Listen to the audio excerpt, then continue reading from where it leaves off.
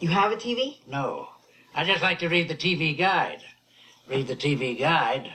You don't need a TV. Television addict! Television addict! Television addict!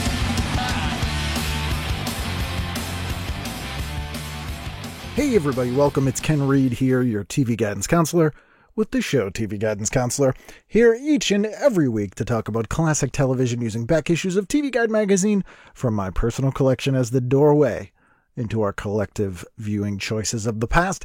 And this week is an unusual one in that I did a dry run of this show. We did a dress rehearsal inadvertently. You may have heard me discuss 3 of the lost episodes of TV Guidance Counselor. This was one of them. No, I haven't found it. We just redid it. So my guest this week is David Almeida. He is the host and creator of the Let's Face the Facts of Life podcast that I've been on twice, and I will be on again, especially when we get to Over Our Heads. He is originally from Brockton, Massachusetts, which we talk about here. He now lives in Florida. Awesome guy, listener of the show, longtime listener of the show, actually. Really fun guy, amazing stories, and we had a great chat twice. We didn't chat quite about the same exact things, but we did do the same issue this time. So I waited just long enough to forget basically what we talked about last time, and so we recorded it this time. Also, weirdly, I still have my half of the conversation from last time, so if somebody wanted to pretend to be David and just fake talk to me with my side of a conversation, I could provide that for you. I don't know why you would want to do that, but you could. And I could help you do that, but I'm not going to, unless you want to offer me like a ton of money. And I would send that to you. But anyway, I'm not here to negotiate prices. I'm here to present you with this great episode. So please sit back, relax, and enjoy this week's episode of TV Guidance Counselor with my guest, David Almeida. TV is my friend, and it has been always there for me in time of need. Returning to the show, although they don't know it. Well, I do know it. You did tell me. You know it. Yeah, I was there. David Almeida, how are you? Hi, Ken. I always want to call you David Almeida. Almeida. I've thought of adopting that. Is that being a, kind of a brand and all that? But it is a little bit. It's a little. Is Howard Stern the king of all media? Is that what he declared himself? There's that thing. And the other thing is that I don't know all media. I'm really terrible with music, with knowing pop music, and slowly as I get older, I'm realizing what I consider to be my vast knowledge of movies and television is really not all that. You're one of the people that showed me that. I'm like, oh, fuck. I'm sorry. No, yeah, mine after the year 2000 is just awful. Yeah. And there's a lot of holes in there. So what I was alluding to before is that when lockdown first happened, you were, I think, the very first episode I recorded, and we had a lovely chat. It was a great episode. It was the best episode you ever did, Ken. Let's be real. It was the best episode I ever did, to the point where when I finished and hung up, I kind of dusted my hands off and was like, show's done. I'm not going to top it. Let's not ever do any more again. Truly. It was magical. It was magic. And I went to listen to the file, and your whole side sounded like if you took like the Chipmunks and put them in a dubstep band and also sped that up about 1,000 times faster than it is. And it was unfixable. And so I had to take my whole computer apart and rebuild it with a new hard drive, but I have not had a problem since. So it's a blessing in disguise, and I think it's been long enough now that I mostly forget what we talked about. Yeah, and you said you needed time to get out of your rage cycle at yourself for that. And here's the other thing is that when you've talked about your lost episodes, when you have mentioned that up until now, since then, I'm just riding my bike, got my earbuds in, I'm riding going, he's talking about me. You're in good company. It's rarefied air. I think there's only 3. Yeah. And you're one of them. So it's okay. Nonetheless, it made me feel special, and I'm thrilled. It is still an honor and somewhat of a dream come true to get to be here. Oh, excellent. Talking with you. It's a double dream. Thank you. And I've done your show, I think, two times. Twice now, yes. Twice. Which is Face the Facts, the Facts of Life podcast. You haven't hit Over Our Heads. We have not. No, I'm halfway through the Edna's Edible seasons, which is season 5. And then we still have season 6 at Edna's Edibles. Then, of course, season 7, that's when it burns down. And we bring in Clooney to do some renovations and then we create the magic that is the Over Our Heads seasons. I'm not a pot enthusiast, although it is legal here in Massachusetts. I don't know if it is in Florida. It is not in Florida, and I'm not into drugs or drinking or anything. I'm so boring. Same. Yeah, me as well. But I'm wondering if in your research for the Face to Facts podcast, you've discovered anyone who's created a company called Edna's Edibles. I have not. But my friend Matthew Arder, who is sort of my unofficial co-host, he is on the show the most because he's my friend that is equally, if not more, obsessed with the show than I am. He has said many times, seasons 5 and 6 play so much better if you imagine that it is a drug front and that they're cutting the coke and growing the weed out back and in the cellar and all that. And I have to agree with him. Because Mr. Lazzaroni, I mean, that guy's high as a kite. I love Mr. Les. We just had his second episode on. God, I loved him. I wish they'd have kept him and brought him back. I mean, they tried. They gave him a catchphrase and everything. Amazing. And the fact that they said, let's put an 80-year-old character from a Stephen King novel in the middle of this. Well, I just thought I'd work here at the store to earn some extra money over the holidays. Yes, full-on Maine accent, really ethnic Italian name for some reason. I know, Lazzaroni. It's so weird. It's a really weird, because it's not even like he was introduced as like a potential love interest for Edna. Like he's like 40 years older than her. Yeah, no, he's in his early 100s, definitely. Yeah, it's, man. But I see that you've grown a beard since the last time we talked. Yes, the COVID beard.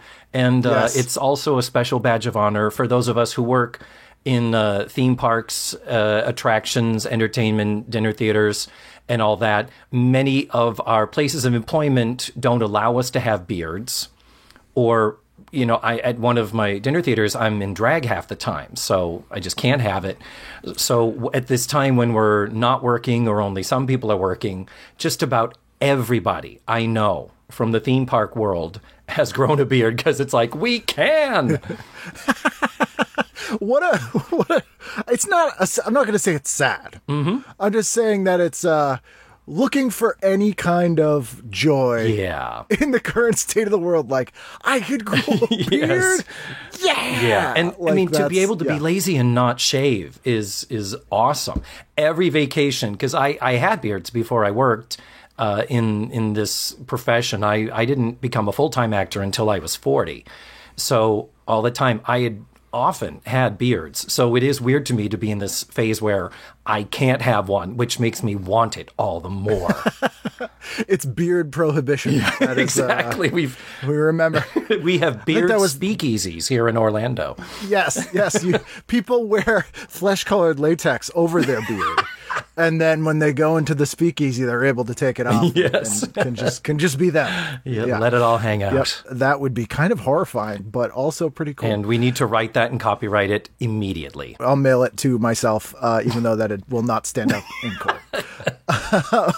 All right, I have the issue up here. This is Real People on the cover. Now all coming back to me. Yes. We had a long discussion about Real People. And we also had I'm bad at estimating time. I'm going to say about a 3 to 4 hour conversation about South Shore bar pizzas. Oh, yes. Yes. Cape Cod Cafe, South Main Street, Brockton, best pizzas ever. Because you grew up in Brockton, right? I did. I was actually born in Needham, and they immediately took me away because I was adopted. So as an infant, I left. I have not been there since, I think, the day I was born. But then, not much in Needham. Briefly, we lived in Easton. And but my dad was born and raised in Brockton, and that's pretty much where I was until I moved to Florida. Yeah.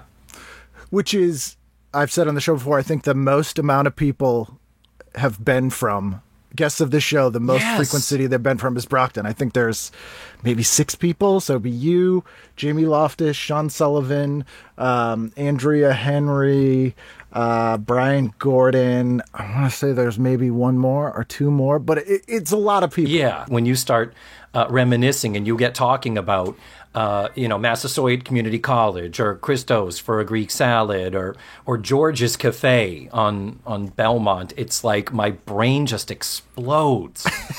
It's very specific. Oh my It's God. very specific. Yeah, what is it? But Dana Gould says the audience is men my age who are me. Yes, pretty much. That is pretty much what it is.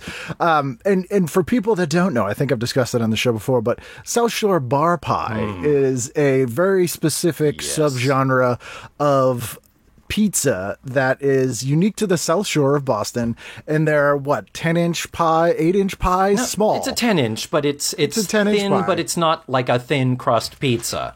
It's thin it's a yet unique bready kind of thing. It has a crust, but not too crusty. Right. It is cheesy, but not too cheesy. It is just heaven. It's great, and I have a ton of them in my freezer right now because they heat up very well. You were saying you will have them shipped every now and Yeah, then. I do. I just got some in. They are the most.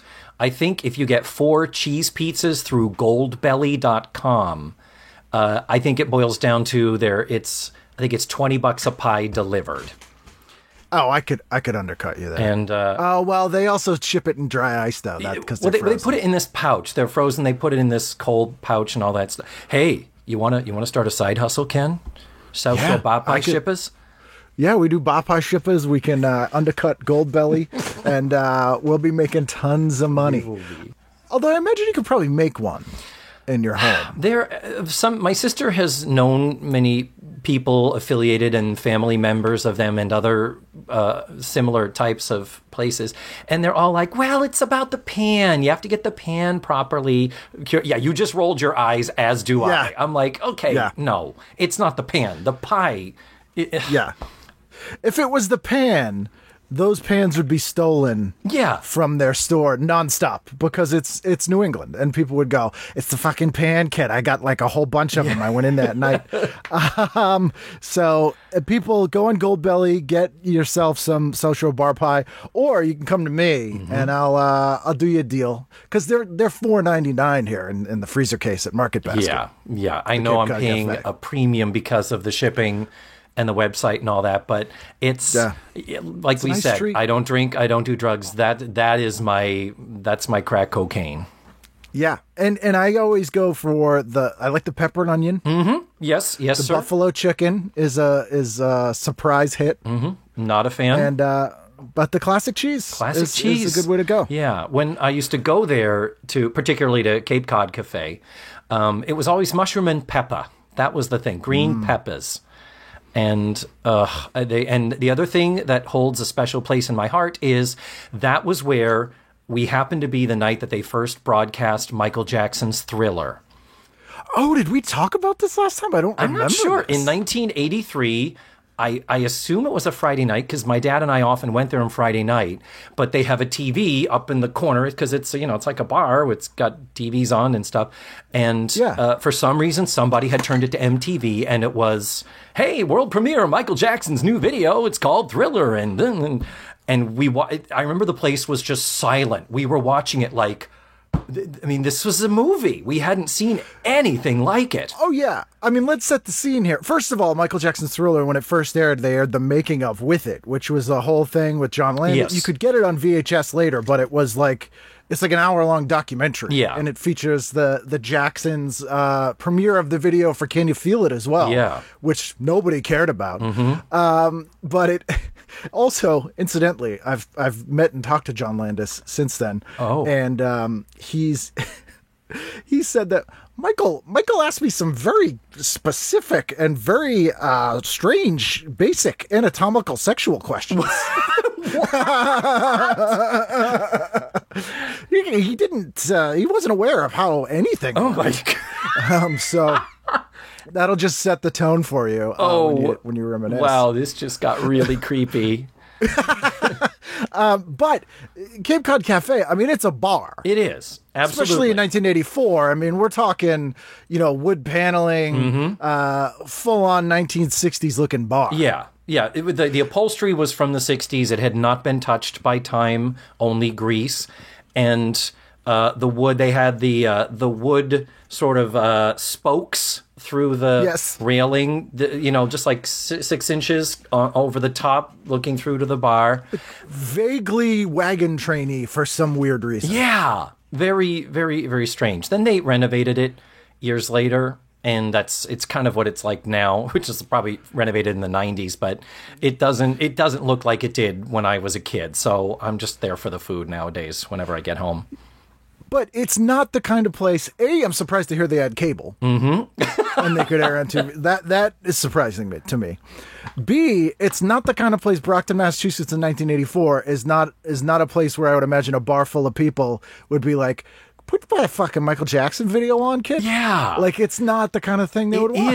It is, and I have thought about it so many times because I remember we got cable late. Like we were like Brockton was the last city it seemed in the state to get Continental Cablevision. Continental Cablevision. And it seemed like we were the last city in the world. Everybody had cable TV before we did. And I really have wondered if this is this a forced memory? Is this a mismemory? Like you've conflated two memories. I don't know. Into one? I have such a vivid memory, and it was the TV was up, literally lodged in the corner of the ceiling, where the ceiling met the two walls.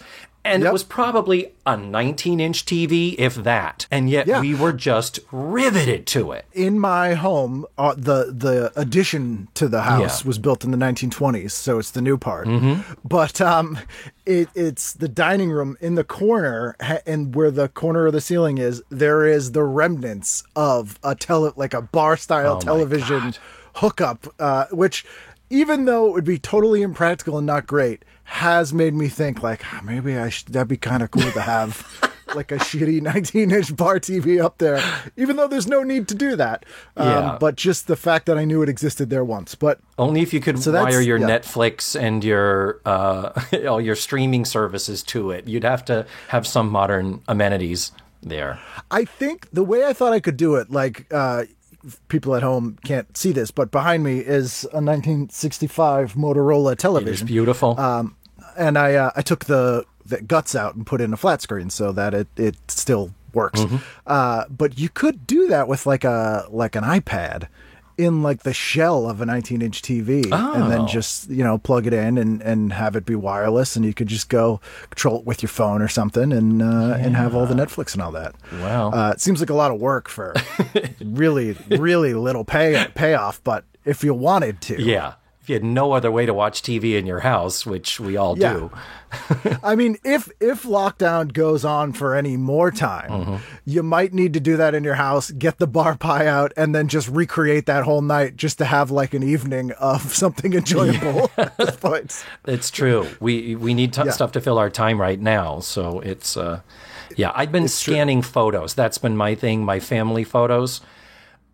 My parents were those typical parents that were, someday we are going to sit down and go through all those boxes in the closet and go through the pictures, and we're going to put them in photo albums.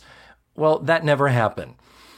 I did it in my adult years, and I spent hours and hours and hours going through these. And then now I've got them in albums, and I never look at them. So I think if my house burned down, that would be the only thing I would be upset to lose. So I've been doing the scanning, but I'm like, after like 750 images, and I still see 6 gigantic albums still staring me down. I'm just like, if the house burns down, you lose things. I tried. Yeah, I mean, that's what I did when my mom died. She had 2 storage spaces just filled with stuff. Oh, bless. So I scanned as much as I could. There was a lot of stuff that I was like, I don't even really want this. No one else in the family does, but I'll scan them. And the scary / good thing is if you keep them in some kind of cloud or something like that. I have them backed up on a hard drive too. Even though, again, no one cares but me, and I don't even care that much. The AI on cloud programs, you can search by the crazy amount of specific things. Oh yeah. Without tagging the foot, like you could be like Christmas 1985, and it'll be like, yeah, here you go. Yeah. Like, how do you know this? Yeah, the machines are taking over, and I'm not sure it's as bad as Terminator is telling us it's going to be. I'm kind of into it. Yeah. It's like Google Photos recognizes all my dogs by name. I never told them the dogs' names. A little weird, but It's okay. It's okay. It means when I want to find a picture of one, I can just search by name and they pop up. So I'll take convenience over freedom. Yeah, any day. Yeah, exactly. Because it's about the laziness more than American Truly is. freedom and pull up your bootstraps. It's just about do I have to get off the couch? Yeah, like what if you had a machine that could pull up your bootstraps for you? But next great idea, mail that to yourself right now. That's right. It's virtual bootstraps. it's like a Uber for bootstraps. That we can do it for you. So this issue here, the cast of Real People on the cover. Yes. And since we talked, we lost one of the cast members of Real People, Fred Willard. That's right, we did. Now he's not in this photo here. But right. He was one of the regular people on there. But yeah, talk about a beloved legend. If you find anybody who has anything negative to say about him, it doesn't exist. No, I was doing the Riot LA Comedy Festival a few years back, and I told a story about my dad on stage, and I was backstage, and Fred Willard was coming on for the show after me, so he was just kind of hanging around, and I was talking to, I think, Brendan Small, and he was like, that dad character is great. Like, you do, I'm just going on and on about it. And then Fred Willard, who was not part of the conversation, goes, is somebody casting a dad? And he just it was timed so perfectly. And it was so very Fred Willard. And it was amazing. It was a highlight. People like that. Yes. But this is June 20th to the 27th, 26th? 1981. We are deep in the gas crisis. Yes. According to... I am a little gay boy of 12, about to turn 13 in August. So this is a good sweet spot for television that you chose. Excellent. And this weird article about big oil loving public TV is very ominous. And I didn't even read it. It's like it's like who? It's a bum out. Is it? I'm not going to lie to you. It's a real bum out. Like I would not, I mean, it's fascinating. It's a very well written article. And as a moment in time, very interesting. But yeah, because that's all it was about. It was the gas shortage, the oil crisis. We were still reeling from the Carter years and all that. That was a big, big thing in the 80s. Yeah. Very strange. And then before we get into the issue proper, there's an amazing ad in here featuring the actor who plays Al on Happy Days with a family that is supposed to be his, I think. It's very unconvincing. It's for Cordaid Itch Relief. And it's like him with this wife who's 30 years younger than him, I want to say, and like very cute sort of teenage daughter, and like this bubbly young son, Scott Baio looking kid, yeah, and it's supposed to be like, oh, we went out camping and I got bit by mosquito, but this is just weird. This ad to me, when it's like, okay, we're Cordaid, people have itches and they need to put a cream on it. I don't think we need to discuss this any further. Al from Happy Days. Get Al. He's who I thought of immediately. Yeah. He pitched a lot of products. He was also on, there was some frozen meal where he played the guy who worked in the supermarket. Oh, like, excuse me. Family Style. Yeah. Yes. He'd be like, I'll be by at 8. Like, it's, God, what? Oh, God, it's on the tip of my tongue. But it's, the brand name was, I think it was, why is this so expensive? He's like, it's Family Style. It feeds 8 people or whatever. Yeah. And they're like, but I only have 6 people in my family. And he'd be like, no problem. My wife and I are coming over. Yeah. That was like the joke. But I'm like, how, out of all the people on Happy Days, he's the guy that's hawking stuff? He was making bank. That's how so many TV stars really make their fortune. And make their retirement money that they can live off of, because back in those days, the residuals was nothing. The producers were dicks and kept all the money. I mean, when I had Donnie Most on, Donnie didn't see a dime from Happy Days. Yeah. And, he saw a dime. He made, but only he made money when he made it. Yeah, they got paid basically when the weeks they worked. Yeah.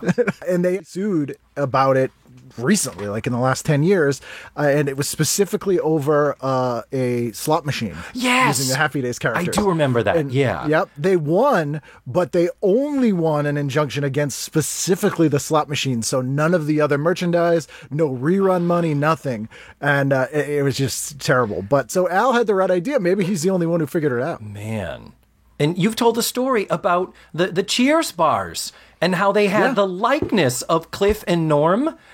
And robots, animatronics. And John Ratzenberger and George Wendt sued and lost, right? They lost. How the fuck? Yeah.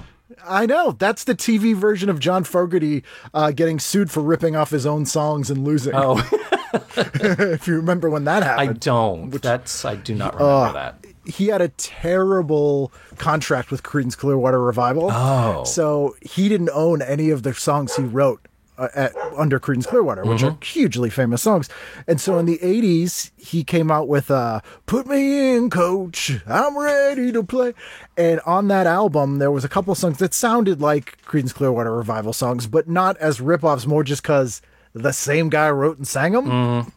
And so the company that owned the rights to his own songs sued him for ripping off his own songs, and they won. Oh my God. Which was just awful. Yeah, because there was I think it was in the 70s, there was that sort of landmark case of the sound alike in a TV commercial where it's like, okay, it's clear what you're mimicking, but the thing you're mimicking is not seeing anything for it. And that's definitely not fair. But it's an iffy, it's a gray area because, well, first of all, fun fact, Cyndi Lauper, before she was in Blue Angel, her first band, and then went solo, she made her career doing sound-alike records for almost a decade. Oh. Because she can mimic almost any voice. Like, she would do all these pop sound-alike records, and most people know she's the uncredited singer of the Pee-wee's Playhouse theme song. Yes. Doing that Betty Boop thing. But the Mighty Mighty Bosstones from our neck of the woods, they got ripped off by Pizza Hut, who did a sound-alike song in one of their ads. They sued, and they won because it sounded a little too alike. Yeah. And they got a lot of money for that ripoff. Yeah, so it's music a gray rights area. are very expensive for that reason, because Yeah. for how infrequently they are legally, truly asked for the rights as they should be.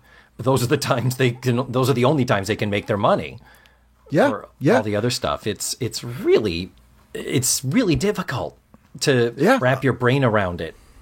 It doesn't make a lot of sense. Yeah. I mean, I get it, but also- I don't get it. And it's kind of one of those things that's like, yes, this is clearly a case of right and wrong. I have no idea how to enforce it. I have no idea whom I would trust to be the arbiter of, yes, this sounds too much. No, this does not quite sound enough like.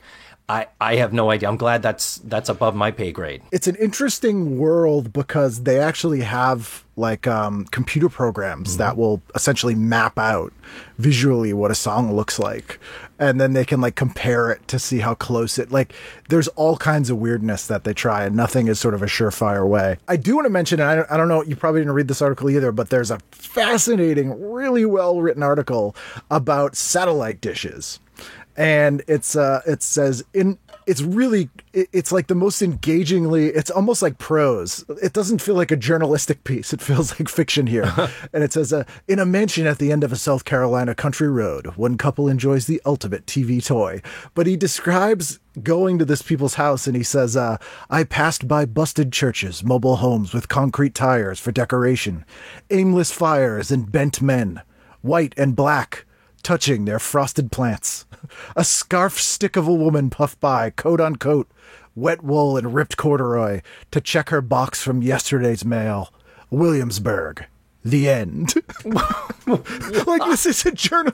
And so this is an article about this couple that lives basically in rural South Carolina that has a satellite dish. But the funny part is the guy's name's Jack Wellman, and he's originally from Massachusetts. Oh. So it says, Jack Wellman was a self-honed, self-hammered, 55-year-old textile and pork titan. A Massachusetts native, Wellman traded college for Uncle Sam in World War II. He later picked up his wife from Wellesley and moved to the South in 1955, when access to customers in wool for textiles brought him to the hungry stretch of South Carolina. So this is all just preamble for an article about how he has a satellite dish and gets all kinds of weird shows from all over the world. And where is But this? it has this. It's on page 16 and 17. Oh my God. And there's a painting of, I presume, their sort of South Carolina mansion with their satellite dish, and it looks like right out of Swamp Thing. It's pretty fantastic. Yeah, well, it's got, it looks like Tara with the weeping willows with the moss hanging down. I mean, it's thing, and right down to you've got your Magnolias. Your it's like they said to somebody, paint something Southern. And Yes. that's what they got. Yeah, No mint juleps are racist. yeah. But it's funny because this guy spent $13,000 to get this satellite dish put in 1981, and they quote him and he says, "I got an aerial map of the place, narrowed down the spot. I flew in the equipment and the men. $13,000." Wow. Yeah, it's crazy, and they're just it's funny seeing what they're bragging about because at this time, if you had a satellite dish, it was not legal. It was either not legal to do this or wasn't technologically possible to scramble stuff. Oh, okay. So if you had a satellite dish, you got everything. And you could get, and it was also how a lot of networks would send their programs to network affiliates. So you would get full uncut, like raw broadcasts, because they would just tape it, you know. You would get weird stuff. And so, you know, he's got all the channels. And so they're talking about how that's strange and how the FCC wants to change the rules and that sort of stuff. But the stuff he's bragging about is hilarious looking back now because it's all stuff that you and I can do on our phone. Exactly. And he goes, think of what we got. Sure, 13,000 sounds like a lot, but we can watch Father Knows Best most times of the day. He goes, we can see any movie we want on HBO. It's all ours. I'm like, But no. $13,000 in 1980, that's like 2.4 million, isn't it? In 2020 dollars, It's crazy. That is The a guy lot of money. Flew in people Wow. to set this up. It's a pretty fascinating article. Maybe I'll throw it up on the website if people want to read it. Sure. But let's jump into your choices. Yes. Did you remember what you had chosen, or did you have to reach? I kind of had to go back through it, and but it's okay. It all came back to me because it's awesome. First of all, TV Guide with the staples in it. I remember when it went from staples to a glued back spine. First thing came in the mailbox. First thing, take out those damn Columbia record and tape cards. Take out the hard cardboard so you can flip through just the newsprint pages. But what would often happen is when you removed the Columbia House card, the glue would undo in the whole thing, and then the pages would just completely fall apart. The week would be ruined. I will say, for me though, when I'm searching through TV guides and I have them all in boxes, oh God, if it's someone picks one after 1981, I am so grateful. Oh yeah. Because I can see the dates on the spine. That's right. Yes, exactly. Otherwise, the stapled ones I have to go through and like flip through every single issue and look for the dates. So in that respect, very helpful. But yeah, 1981 was the last year they did the staples before they did what is called Perfect Bound. Perfect bound. Yes. And this in the printing industry is called saddle stitching. Yes. And it's weird because it's a staple. It's not stitching like a book you get from the library has actual stitching in the spine. So that's a weird thing. I do have some bound. It's a little too far for me to grab it, but I have bound editions of TV Guide that they used to have in the office. They'd bind a whole year in a leather bound book. Yeah. So those are actually saddle stitched like a book you would find, which is kind of interesting. But this is not, although it is called that. Yeah. And the other thing is that first of all, the program charts are so cute. Because they're tiny. They are so tiny. And this is before they got smart and put that dotted line thing along the edge of the page so that you could just flip the book, you could fan out the pages, and you immediately could go, okay, Saturday, Sunday, Monday, Tuesday. Boom. The people who like the grid could flip right to the grid. Oh, they didn't have to mess around and use the side thing. And I'm curious who came up with that because it's kind of a weird innovation. It's genius. It really is genius. We could probably calculate the number of hours it saved Americans over the years, just having those things there. But yeah, this is sort of a physically transitional year for TV Guide. Like it's starting to look different. Well, after 25 years. Yeah, because of cable. It's like slowly, we already have the on-demand stations showing up here, and that's just going to keep on getting bigger and bigger until it just fills up the pages. It's incredible.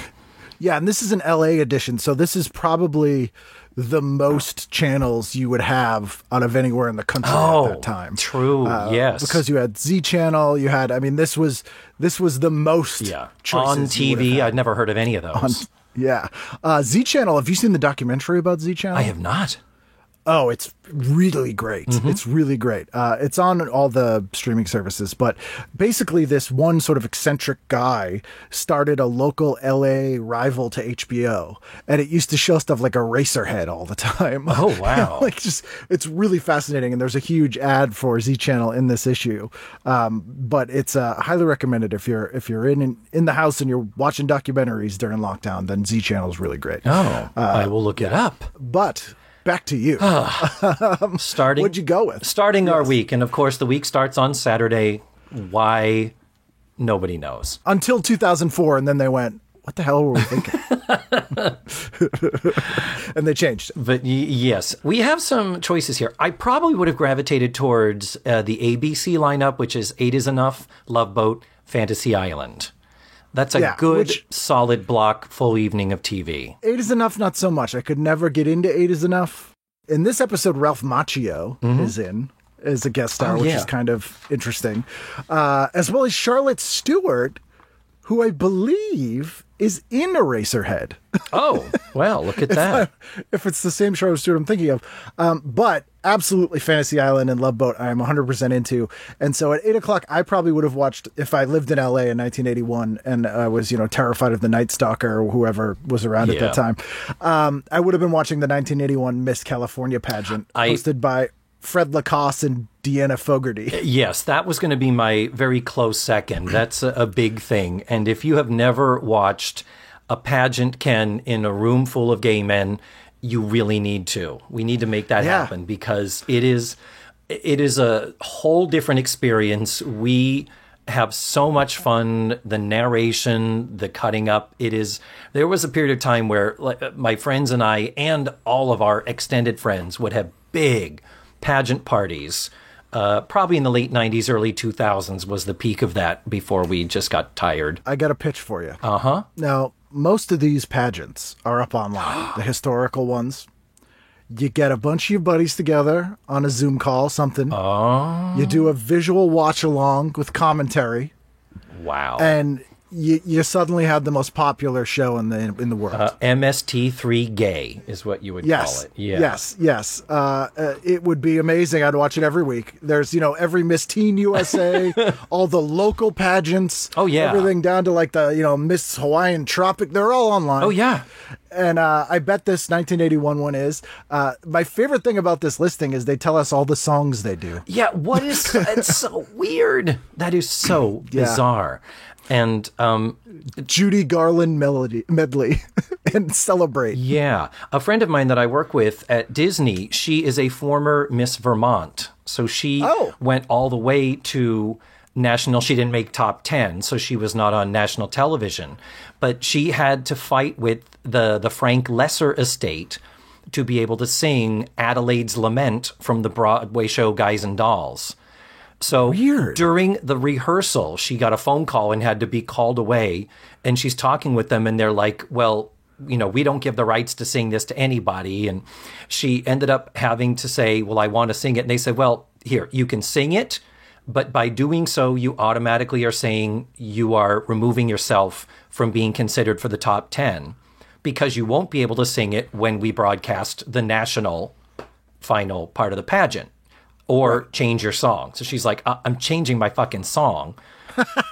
But she still didn't make top 10 anyway. Yeah. So she should have sang it. Exactly. She should have. Then she would have been really stuck. The lesson we learn here is always stick with your original song. True that. Yes. An honorable mention is the Barbara Mandrell and the Mandrell Sisters variety show is also on. I never watched it because it was just this last minute clinging, desperate 1970s variety show thinking it could still exist in the 80s, and it just couldn't. And it was produced by the Crofts. Oh. So not only that, we have puppets on it, and it's super Southern. So for you and I, growing up here is like viscerally repulsive. Yeah. And it's June 20th, and this is the Christmas episode, which is too incongruous for me. They do Cotton Eye Joe and then a Christmas medley.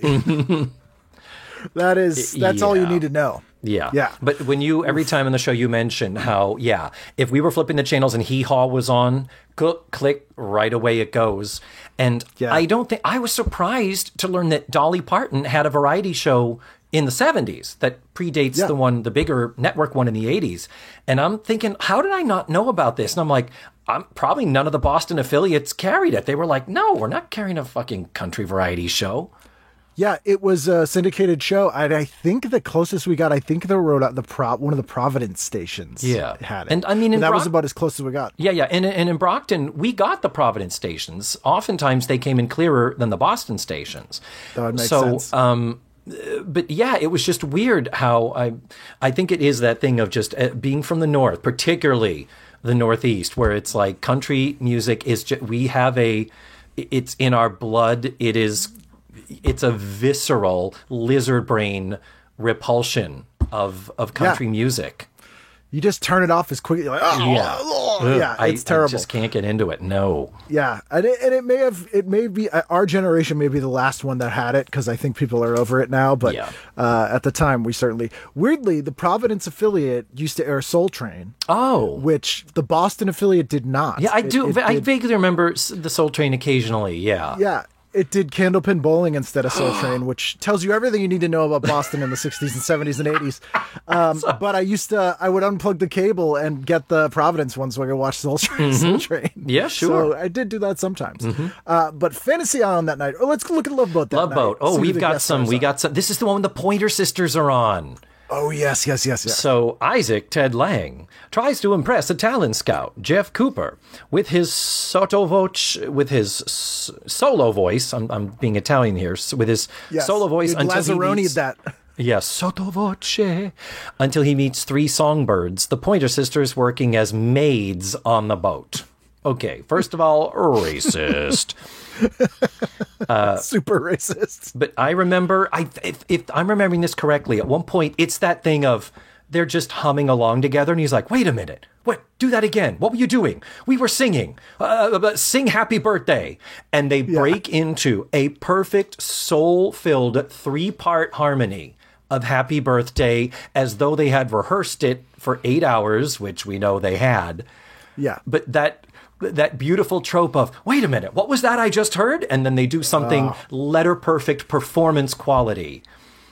You guys aren't just maids on a boat. Yeah, that's terrible. Well, we were thinking of starting up our singing career, but we don't know if we're any good. We need a man to front our group. Yeah, we need Isaac. And then we have Lauren Therese. Julie runs into an old beau played by Hasselhoff. The Hoff, yeah. The Hoff, a former All-American on a streak of bad luck. So I'm guessing that's the comedy one. I guess, yeah. And I'm thinking. Like his bad luck would be like funny bad luck. Like, he keeps like tripping over things or like someone dumps soup on his head, like that kind of thing. Not like I have cancer and I just bet all my money on a horse kind of bad luck. Yeah. With Love Boat, the beauty of that show was it was such a mixed bag. It could be any of that. It really could. It could be either. Yeah, it really could. And then thirdly, a man on board, Louis Nye, is afraid of water. Go figure. That could also be the comedy one, or that's a tough call. That probably is the comedy one, but yeah, like you said, Love Boat and Fantasy Island, they are just such for the bang for your buck of entertainment. Even if you hate two of the plots, that one that has Phil Silvers and Peggy Cass in it, you're just like, oh, I'm in. I watched this whole hour. There's going to be something. Yeah, there's going to be something. Yeah. And then Fantasy Island, although only had 2 stories, so you were getting 30% less than you did with Love Boat, but bigger caliber stars, because we have Bobby Sherman in here, who is a dying poison victim, enters a murderer's sanctuary to find his killer and possibly an antidote. So they've ripped off the movie DOA, but added this thing of a murderer sanctuary that I don't know what that is. Yeah, and I'm sorry, a dying poison victim? If you're poisoned, is it... You know, it's like Slow acting. I guess it's like I'm sorry, Mr. Reed, but you're suffering from formaldehyde poisoning. You're going to be dead in 2 to 3 months. Well, have you ever seen the movie DOA? I don't remember it. So it's a film noir movie, and then they remade it in the 80s with Dennis Quaid and Meg Ryan. But it has one of the best opening scenes of a movie. So this guy comes into the police station and he's like, I want to report a murder. And they're like, oh, who? And he's like, mine. Oh. Because he's been poisoned and he has like either 24 or 48 hours to find the antidote or find out who did it or that kind of thing. And that's the plot, which again, they've clearly ripped off with this segment. But I don't know. A murderer's sanctuary. I'm picturing like some sort of weird, like Star Wars cantina. Yeah, that's so. Yeah, and it's just Fantasy Island is so amazing because they had everything on that island. It's like Tattoo. She wishes to climb the tallest mountain in the world. Fortunately, it is over here on the other side of the island. Right next to the sanctuary for murderers. Exactly. Fortunately, we have set up a leper colony for her to catch leprosy, to build up a tolerance. It's so ludicrous. A murderer sanctuary sounds like where your parents told you your murderer was sent to when they killed him. Yeah. Like, he can go play with other murderers now. Yeah. He'll be much happier there. He's running wildly in the fields and playing with the other murderers. It's all the murderers. Sid Haig is in this episode as a famous character actor who I am 1,000% certain was one of the murderers. Sure. The second story has one of my favorites, Ava Gabor, a widow. She can't erase the memory of her husband. That's it. Okay. All right. Maybe some poison would do Fortunately, it. we have the amnesia potion that flows like sap from the trees, Tattoo. It'd be great if the stories intersected and she murdered her husband and she was at the murderer's saying, like, that's what it Or she finds out that her husband is one of the murderers and is so repulsed by that. That's what allows her closure that she needs. Yes. I never want to watch this episode because we just rewrote it. Yeah. It couldn't possibly be as good as what we just did. I want to point out Gene Barry is also in it. Homosexuals will recognize that name, that he was in the original Broadway La Cage aux Folles in the role of Georges. The analog to that would be in The Birdcage. It's the Robin Williams role. He hosted a game show, didn't he, Gene Barry? Did he? Didn't he host one of the 70s game shows? Maybe I'm wrong. Mixing up with Gene Rayburn? You know Gene Rayburn, though. Gene Rayburn, Gene Barry, very different. Yeah. Although, are they? Are they? Have they been in the same room together? Has anyone seen them? Sunday, before we get into the evening programming, I do want to mention at 10:30 a.m., on Sunday morning, they're showing a made-for-TV movie from 1973 called The Norliss Tapes that is terrifying. And it is such a weird thing to be airing at church time on a Sunday. It's a TV movie with Roy Thinnis as a writer investigating the case of a walking dead man. Oh, my God. It's a really creepy made-for-TV movie, and it's bizarre that's when it's on. And it's opposite Kids Are People, too. That's the programming for that hour, which I watched faithfully. I love that show. That is a life choice someone makes there. They're just like, I got to go one way or the other, and I'm going to go with Kids or Walking Dead. Going with The Walking Dead. Yeah, that's running the gamut, that's for sure. I was also going to say that at the same time, in addition to those two, that's Sophie's choice. We also have the Portland Rose Festival Parade. Oh, in June. I always thought that was in January. It's taped coverage of the 73rd Annual Rose Festival Grand Floral Parade held in Portland, Oregon. Grand Marshal Mitch Miller leads the parade, which includes 30 floats depicting the theme, Dancing Through the Ages, equestrian units, high school marching bands. Should they really call them equestrian units? That just sounds like it's like a parade of horse dicks for giggity. Like just a section of the thing. Also, Mitch Miller had to be 1,000 years old in 1981. He was not a young man, that's for sure. Yeah, I'm curious to see that now. What'd you do that night? Sunday night, we have this interesting thing. It looks like it was sort of a summer special series called Walter Cronkite's Universe.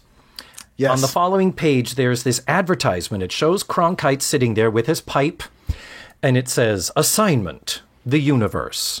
A large order, but Walter Cronkite is the one man in America who can fill it. From thousands of feet under the sea to the farthest reaches of the galaxies, a journey through the wonders of heaven and earth, with Walter Cronkite as your travel companion. What a way to go! And I know they mean what a way to go, like what a way to travel, but A, it sounds like they're going to kill you. True. Like, what a way to go. This is the last thing you watch. And also, like, Walter Cronkite is not who I think of when I'm like, adventure. Yeah, or he's- science or learning, like Carl Sagan was that guy in those days. Yeah, and he's probably in his 60s Easily. here, I'm saying. Easily. Yeah, and so it's this award-winning science series begins a second season. So I didn't even know they had a first season. Yeah. As Walter Cronkite sheds light on the marine creatures that glow in the dark, the flashlight fish, which illuminates its course, and single-celled organisms that may interfere with submarines' radio signals. And how X-rays are used to authenticate and restore artworks. Wow. I mean, that is some false advertising because although those segments sound somewhat interesting, Yeah. that is not assignment the universe. Yeah. A journey through the wonders of heaven and earth. What a way to go that I've been promised Yeah. by this pipe Walter Cronkite. Yeah, and it says in the ad, a large order, because if you think of it, the universe, that is literally science, everything that falls under the umbrella of science. And then a travel through heaven and earth, that is under the umbrella of religion. It is basically saying Walter Cronkite brings you everything science, everything religion in a half hour. It seems like they pitched it and didn't have anything to pitch. They were like, well, what is it? Well, Walter Cronkite. Well, what's he doing? Everything. Yeah. What do you mean? It's, People love him. Universe. He's the most Yeah. trusted man in America. Are you going to say no to Well, putting there- him on prime time? It's like, oh, shit, I guess we have to. What do you mean the universe? Yeah, like oceans and space and I don't know, heaven, earth, all that stuff. Planets. We'll figure it and- out. Yeah, Bible and shit, yeah. They're like, yeah, we got. Okay, go for it. Then what'd you do? Well, that's I would have started that because Chips is also on. I wasn't a big Chips person. You'd think I would have been for lusting after the cops on that show, but Were you an Estrada or a Larry Wilkins? Estrada would have been. Yeah. He's more my jam. But after Walter Cronkite's universe, we have One Day at a Time. I was a faithful watcher of that. I love that. And then there was Alice and the Jeffersons. So that's a very solid CBS sitcom lineup here.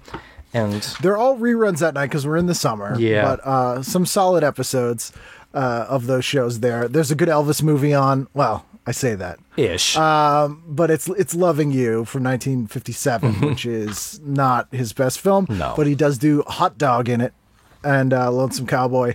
There's a lot of kung fu in that movie. Dolores Hart is in it, who wrote some Elvis songs. And I believe it was her that dated Ed Wood, Dolores Hart. oh, really? I believe she's the one who Sarah Jessica Parker plays in the movie Ed Wood. yeah. That was his wife. Yeah. Yeah, I believe that is my her, but I God. may be mistaken. And then the Dolly Variety Show is also. Yeah, I did see that. I did see it was running here. So they had it. But yeah, in the 10 o'clock hour, I really didn't find anything that whetted my appetite too much. I did look to see like what was on Masterpiece Theater. Nothing interesting. A big, gigantic snore. So I probably just would have gone to bed early because I would have had school the next morning anyway. In June? When did you get out of school? Oh, well, June 21st, the school year ran long when we were kids, Ken. Well, I guess it did. I can't remember. It probably didn't run that long. I'm forgetting. But I probably would have turned on the radio and listened to Dr. Demento at 10 p.m. Yeah, that would be a good call. Also, in the 10 p.m. slot, they have a teaser for tomorrow's episode of the Richard Simmons Show. And 9 a.m., and it says 1 full hour of fun, and Richard's dressed like one of the California Highway Patrol. Oh, jeez. And it says, this is on page 45, and it says, arrest those nasty compulsive habits. Oh, jeez. It seems like a long way to go to get him in that getup. Yeah. Just for that ad campaign. Wow. Not and great. and it doesn't even, he almost looks like Steve Guttenberg. Like he doesn't Yeah. almost doesn't look like him because without the hair, did he even have a face without the hair? I don't think so. I think without the hair, he's just Slim Goodbody. Yeah. And I may have mentioned this last time. Did we discuss the Katrina footage of Richard Simmons? Do you recall don't that? recall if we did. I don't think so. So he is from New Orleans, which I didn't know. And his signature outfit is always the little shorts and like it's sort of a tank top, but is like super stretched out kind of thing. Yeah, it's like a low cut tank top and body like a oil ballet on the legs. Yeah. And so he's in New Orleans post Katrina, roaming the destroyed streets, crying in that outfit. And it really, it's not funny in theory, but it's hilarious because why? Like, and the way that it was shot, because I think they did it was like 60 Minutes or someone had him go there because they're like, this, it's his hometown. Yeah. And at first you see him and it's kind of a close up. So he's just like crying and like empathizing with these people. And then you see the long shot and you're like, what is happening? Why? It's something to see. It may be my favorite Richard Simmons moment. Wow. And also in that morning, this is Regis Philbin, who also recently passed. This is when he had his local LA show. Yeah. AM and the PM, which sounds filthy. It does. Yeah. And it was he had a show called AMLA, I believe it was called, and they were doing it at 3:30 in the afternoon for some reason this week. And this is before he moved back to New York and had the Regis and Kathy Lee show. Yeah. There's several ads with his picture in here with this this young 50-something Regis. yeah, he's really spry. Weirdly, I was. Are you familiar with the Barbarian Brothers? I am not. So they were these two bodybuilding twins from Connecticut that were in a Roger Corman ripoff of Conan called The Barbarians. They're also in DC Cab as like a visual joke. And John Paragon, who was Jambi, became sort of infatuated with them. And he wrote and directed a series of films with them in the late 80s and early 90s. One of them was called Think Big, which is one of them's a cop, one of them's a jewel thief. And they're against each other. One of them's called, no, that's Double Trouble. Think Big, they are long haul truckers and a runaway teen who has an invention that the Russians want escapes into their truck. Oh my God. And Richard Mall is in it. Richard Keel is in it. So they have this whole series of movies. So over the weekend, for some reason, I went down a rabbit hole of Barbarian Brothers stuff. Oh, because one of them passed away recently. Oh. And there's footage on YouTube of them on Regis's LA show. And it is chaos. Oh, really? They bring their dog with them for some reason, who's just running around, and one of the brothers just keeps arguing with Regis Philbin, who's not having it, and he wanted them to do feats of strength, so he gives them phone books, and like a hot water bottle to blow up, and they're like, "This isn't strength, get this out of here," and they like get in an argument. It's great, but it's from this era of the Regis show, and it is well worth watching. It is pretty amazing. Yeah, I need to look that up because I'm totally the. John Paragon worked on. There was a brief time he was affiliated with the theme parks, and oh really? I know some people who worked with him, and I can't think of which stage it was. And if I could, I shouldn't say it anyway. But there was a brief time that they worked with him, and there was this sort of sense, I believe, that with the corporate environment. That his stuff was. I hear it was really funny, but it was weird. It was like It's weird. Yeah. It's weird. And these movies there is some funny stuff in them for sure. And then after those movies, he went on and directed a bunch of TV in the 90s, but he directed Silk Stockings and Pacific Blue. Wow. And all these sort of weird, vaguely, it's a weird career trajectory that Paragon has from Jambi to Silk Stockings. So Monday, what'd you do? Another problematic night, Ken.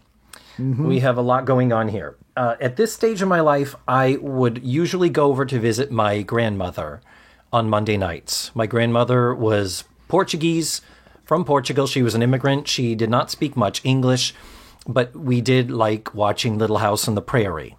So very likely, I was watching Little House on the Prairie. What I wanted to watch would be WKRP at 8 o'clock, and then the short-lived Tim Conway variety show at 8:30. which I am totally unfamiliar with. Oh, Yeah, this episode of WKRP is Herb is charged with finding the ideal host for a phone-in advice show. Seems like a pretty standard addition. Yeah. Little House is a terrifying one. No surprise there. David Faustino is in this one, who played Bud Bundy on Married with Children Yes. later. But this is an elderly caretaker at the school for the blind shelters two runaway orphaned brothers who are facing separation. A couple wants to adopt the older boy, but not the silent brother. Also tells us one of the brothers is silent. Way to bury the lead. yeah. Thank you. Fortunately, everything that at works the end. out in the end because one of the boys dies. No, That's right. Spoiler Yeah, yeah. alert. What? He's a ghost?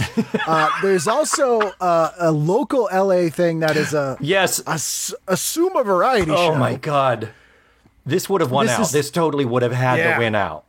This is amazing. It's called The Way We Were. The Way which They doesn't Were, tell you, Ken. The Way They Were, I'm sorry. It doesn't tell you anything about it, really.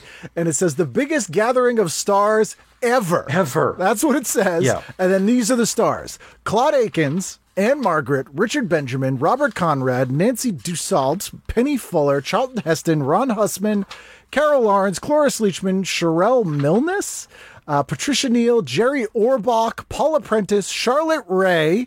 So you have Charlotte Ray and Cloris Leachman appearing together. Yeah. Robert Reed, Tony Roberts, McLean Stevenson, and Peter Strauss. Yeah. And do you know what it is? There are two ads, and there's an encore presentation later in the week, Ken. There are ads here. What it is that it is a celebration of all of the graduates of Northwestern's drama program. Charlotte Ray and Cloris Leachman went to school together, and Paul Lind. They were all besties and ended up living together in New York and all that stuff. There's your Charlie's Angels reboot. Beautiful. Yeah. That would have been great. At one point, I thought that Alice Ghostly had also gone to Northwestern, but she and Charlotte Ray met later doing a play on Broadway with Larry Hagman. But I said, wait a minute, Charlotte Ray, Paul Lind, Alice Ghostly. Something tells me that the theater didn't have heat. And so they would just rehearse like they'd always be talking like this. And they just never got out of the habit because that's how No. all three of them talk. They absolutely did. And then Charlotte Ray and Alice Ghostly were also on Car 54, Where Are You, together in 62, 63. Yes. The weirdest thing is, so they listed, unless I missed her name, they listed that whole list of stars, but they left out Candice Bergen, Oh. who's in the actual listing, not the ad. She's listed there, but they just don't have Candice Bergen listed in the biggest gathering of stars ever. Yeah. They just forgot to mention her. Yeah, but remember, in 81, Candice Bergen wasn't all that. Talking about, she was showbiz royalty. Her father was the most famous Was she? ventriloquist Well, that's on right. the radio of all time. You know what? I take it back. I'm like, this is pre-Murphy Brown. Right. But She hadn't done much. But she had done Starting Over. Yes. And I think that was 80. So that was 80, yep. recent. And she got an Oscar nomination for a comedy for Yeah. Best Supporting Actress for Starting Over. And so that was she a was big nominated deal. for that. Shot in Boston. Was it? Yeah. Oh, yeah. At one point, Burt Reynolds goes to the Building 19 in Haverhill, Mass. to buy his furniture for his new apartment. Yeah, all the scenes where they're walking and talking outside, that's in Faneuil Hall. And it's old Faneuil Hall with the big globe lights. Oh, You yes. remember? Oh, God, Yeah. yes. Yeah, rewatch that movie. It's great. And if you miss like old Boston, it's all in that movie. Ken, I am ashamed to say, I lived there in Brockton and we did venture out. I've never been to Building 19. So sad about Gone. that. It's gone. Good stuff, cheap. And I never made it to Paperama Oh, that's a shame. because of the. That's you a talk real about the shame. Halloween costumes and all Yeah. that. I'm like, wait a minute, what? Yeah. That just, it makes my heart hurt that those were institutions. I mean, they were ads in the paper every single week. And yet we Yeah. just somehow never made it there. Where did you used to go get your costumes in Brockton? We just go to Kmart, a drugstore. We had a Kmart on the south, South Main Street near West Bridgewater. Oh, yeah. In the mall, yeah. And so, yeah, that's it. And then over at Westgate Mall, we lived on the west side, right near, like I used to walk to Westgate Mall, to the putt-putt golf course and Westgate Lanes. That's where I'd go play my video games. But yeah, the Bradleys over there. I always Oh, yeah. say to people, it's like Bradley's. I'm just like, it literally was Target. What Target is now, that's what Bradley's was when we were kids growing up. In fact, a lot of the Bradley's locations are Targets now. Oh, are they? Yeah, they just bought the building. Smart. So it's Really smart, It's literally, the same. Anything else on that night? There is a pilot. It doesn't look very good, but it's one of the, you frequently talk about how they paid for the pilot, they're going to broadcast the pilot, and it says, this is on at 9 o'clock on Channel 7. It's called Homeroom at Hancock High School. Is where the new kids, Craig and Karen Chase, played by Michael Spound and Ali Sheedy. She's a friend of the show. Oh, that's right. That's right. You did have her on, didn't you? They first encounter the school's motley lot of students, including a bully, Andrew Levant, who takes an instant dislike to Craig. This pilot is not on ABC's announced fall schedule. Which will shock you when you find out who was in it. In the role of Rona, Eddie Deason. Rona? But Yeah. Rona? Hopefully the last name, like, Billy Rona. I don't know. Maybe. Yeah. Yeah. Now I'm just picturing coronavirus. I know, played me by too. Eddie Deason. If you cough around our house, my roommate's always like, you got the Rona. Yeah, Always you're say. Eddie Deason. Yeah. You just Deason sneezing. Yeah, so this is, Deason would have been the biggest star in this at the time because he was coming off Grease. Yeah. And Grease too. And Grease too. Yeah. That's his movie. Yeah. I'm curious to look that up. Recently, people have dumped a ton of unsold pilots on YouTube, like tons. Oh, good. Tons.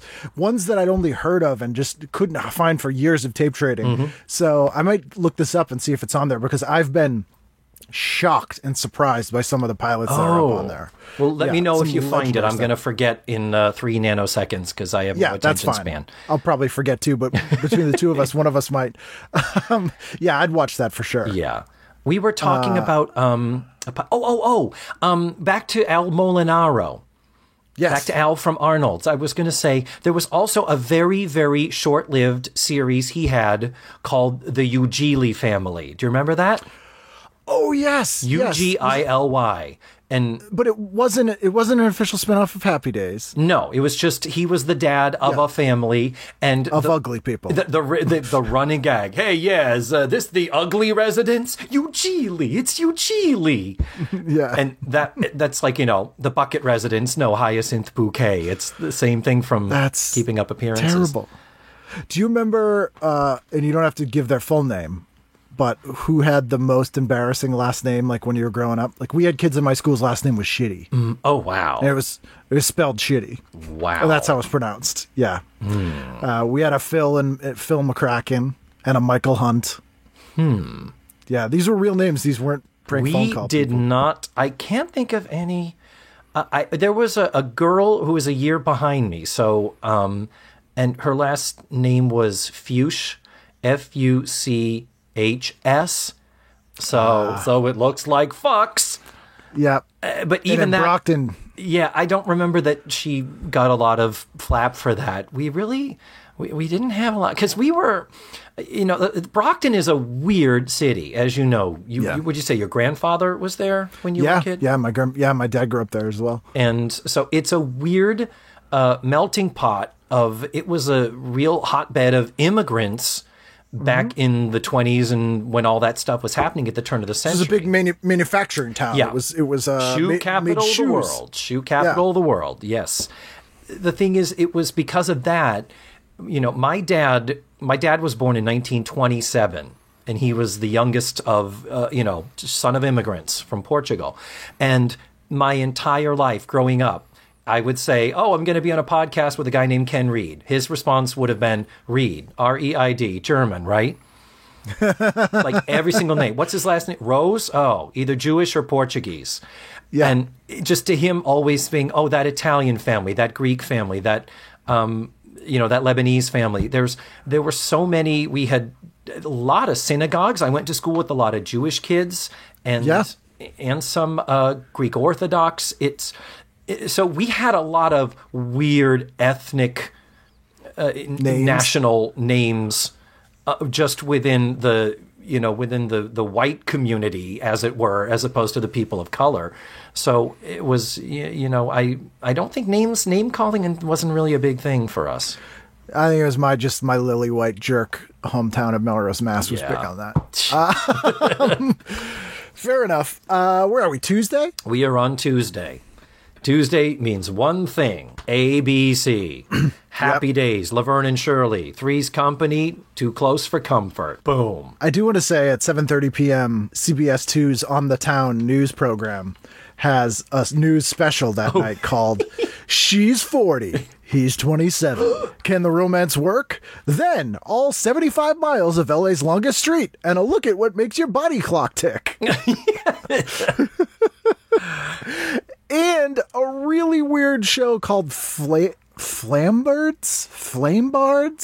and it says the return, the world of fox hunting and early aviation frame this 12-part series. What channel? What are you looking at? 7:30? It's on 7 o'clock. Oh, 7 o'clock. On channel 58. I would say Flamberds. Flamberts. I have no idea Yeah. what this, but yeah, it's but it's a repeat. The worlds of fox hunting and early aviation frame this 12-part series. No, thank Yeah, you. that sounds like something they would have forced us to watch in school. That's a hard sounds- no for me. That sounds classic boring. Yeah. So you passed up Walter Cronkite's Universe, even though it's a new one, so that you could go for a rerun of Happy Days, which is a Chachi heavy episode. Yeah. And Laverne and Shirley, I loved. It was probably my most favorite show and most beloved show as a kid. For some reason, because of the physical, the slapstick, and Yeah. the personalities, Laverne and Shirley was it holds such a special place in my heart. And I'm sure I'm wrong, but it's the only.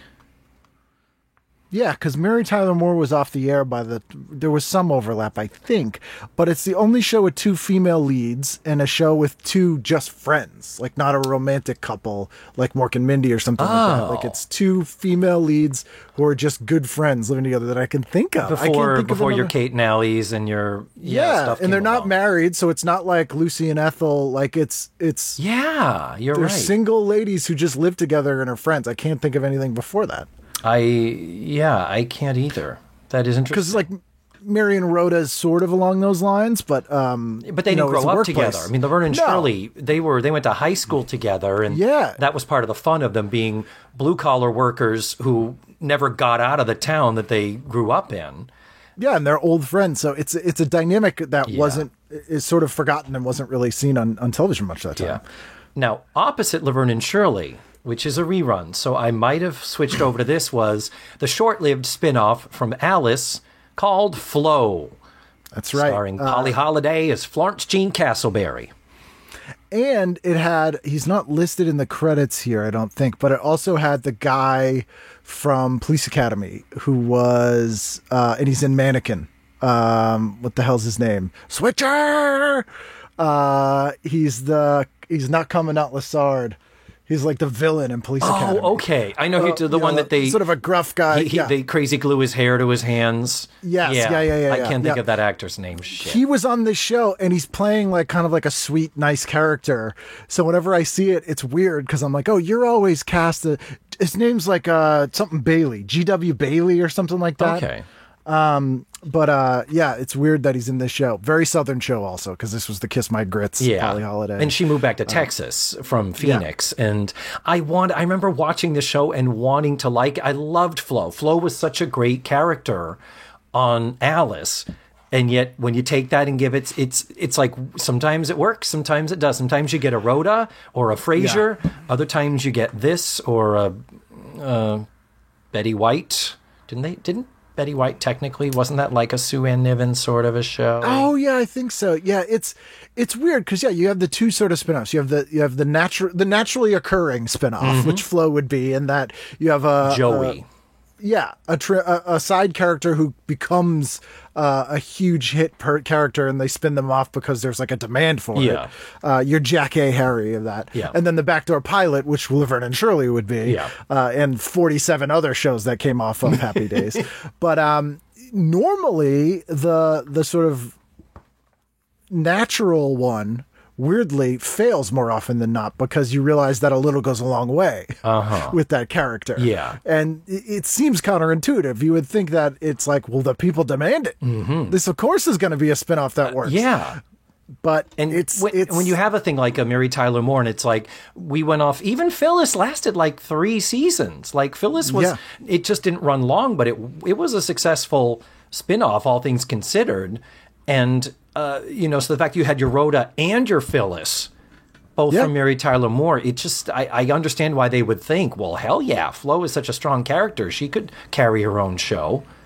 But if you look at it, and again, someone who knows more than I do could tell me I'm wrong here, but both Mary Tyler Moore and Cheers, which arguably are the only 2 shows I can think of that had successful organic spin-off series, were mostly created and written by the same people. Oh, true. You know what I mean? Yeah, the Jim James Brooks. L. Brooks. And so I'm wondering if that's sort of the unique special sauce there that made that happen, because I can't think of any other ones. So then why hasn't there been a Simpsons spin-off animated show in the last 30 years? That's an interesting question. For all the Seth MacFarlane spin-offs, not spin-offs, but I should say for how many multiple things he did. And it's interesting they wouldn't have somehow tried to do something with some of the Simpsons characters. I wonder if they have. I'm sure they have. Bet you they pitched them, whether they I'm happened. sure, I'm yeah. sure they were Yeah. pitched. Family Guy does have some sort of, like, the Cleveland Show is an actual spinoff. Yeah, it wasn't very good. American Dad feels like a spinoff, but I love it. It has its own thing. Well, that's a weird one because they were like, Family Guy's canceled, so let's do it again, but slightly different so we can keep doing it. And then it got uncanceled, and they're like, oh, now we have both. Yeah. But I think it's great because, I mean, the character of Roger, the alien, with the Paul Lynde voice, I mean, the fact that character is such a wild card, I love American Dad. And I still watch Family Guy. People say, oh, it's over the hill, it's shitty now, it's not as good. It's fine. It's fine. I watch it, I laugh. It's fine. Some of the references they pull do even surprise me. Now I'm remembering what we talked about at 9 p.m. Because we do have, opposite Three's Company and Too Close for Comfort at 9 o'clock, we have a movie that even gets its own close-up box. Yep, this stars LeVar Burton, right off of Roots. Had just started Reading Rainbow. Paul Sorvino, very, very well-respected actor, Mira Sorvino's father. Yes. This is dramatizing a real-life murder case. And the movie is called Dummy. Dummy. And it's called Dummy because LeVar Burton's playing a deaf man who's accused of killing a Chicago prostitute. Yes, a deaf mute, a deaf man unable to speak. So yes, that's why it's well, they say a deaf man also unable to speak. Yeah, well, I mean, because some deaf people speak, but I think the take away all the connotations. Right. Dumb is the person who doesn't speak. Dumb. Right. Which is where dumb comes from. Struck dumb. Yeah. I'm a dummy. This just you would not be able to call anything that. Yeah. Oh no, not today. And clearly they were steering away from Deafy. Yeah. For being the deaf guy who doesn't. Yeah. Or cloth ears or something like that. Yeah. Yeah. And this is, so that sounds exciting. Like, wow, this deaf guy gets accused of killing a prostitute, but that's not what the movie's about. Yeah. It's just about court cases. And you're like, all right, courtroom drama, that might be exciting. And no, it's not the court case. It's about the rounds of appeals of the court case. The arduous is the word in the description. Well, if you put arduous in the description of a movie, how can I not tune in? I mean, like they've taken something exciting and made it sound as boring as possible. I mean, yes, not the appeals process. But that being said, 100% would watch that. Oh, totally. Yeah, we would have to. We would just have to. I bet LeVar Burton's great in it.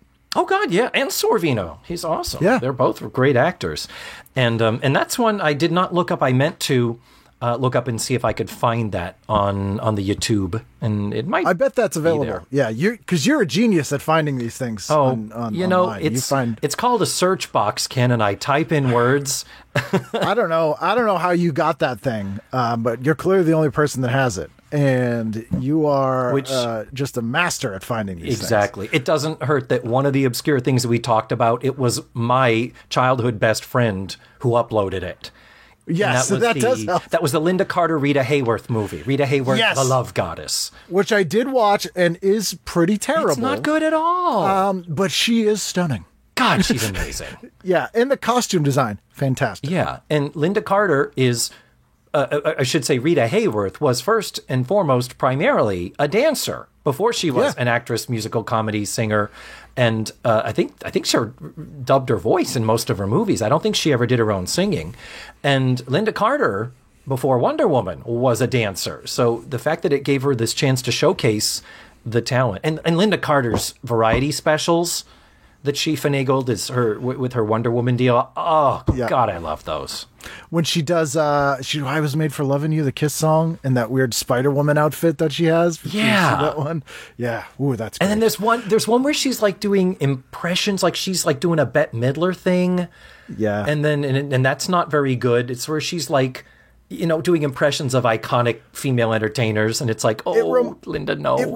It reminds me of that time Madonna did stand-up on like, what was it, Jimmy Fallon or someone like that? Let her come on and do a stand-up set a couple years I ago. don't You don't remember this. that? No. Oh, wow. So Madonna was like, I want to do a stand-up set, and some late night show let her do like a stand-up, like a 5-minute stand-up spot. Oh, no. And yeah, that's online. That if you're curious, you should take a look at that. I'm good. Yeah. I'm good. Yeah. Really. So Tuesday night before 8:00, there is something that I was very intrigued by, and this is another local Hollywood thing, and this is called Hollywood Live. It's hosted by Regis Philbin. This is Wednesday, I'm sorry, and it's Puerto Vallarta goes Hollywood. Regis Philbin hosts a Hollywood star-filled party in the enchanting Mexican Sea Resort. Watch tennis celebrities strut their stuff, ogle the latest exotic swimsuits, and gasp as Regis risks life and limb at parachute skiing. And it features the Dukes of Hazzard's Catherine Bach, Days of Our Lives' Josh Taylor, Knots Landing Donna Mills, and Wonder Woman's Lyle Wagner. Swoon. Yeah. Lyle Wagner can. I mean, growing up a young gay boy, and Lyle Wagner on Wonder Woman and in the reruns of the Cal Burnett show at that point, good. Even to this day, there is no finer specimen of a man than Lyle Wagner from the 70s and the 80s. No, are you going like set in the 1940s Lyle Wagner, or like full on 70s Lyle Wagner in season 2 and 3 of Wonder Woman? Yes and yes. I'll take him any way. All the above. Any way I can. Lyle Wagner is just, God, it was an early crush before I even knew what an early boy crush was. Oh my God. You're on the Wagner train. Then there's, of course, the special encore presentation of The Way They Were. So you could start with the Hollywood Puerto Vallarta, which is clearly just Regis Philbin wanting to go to Mexico for a weekend. Yes. Want a free trip, yeah. Yeah, he's like, I want to bring Catherine back. Yeah. And then they go, and, because he had all the power. But that's what's on that night. So what did you do that night? Wednesday night, it's so bizarre with only 4 channels, you'd think.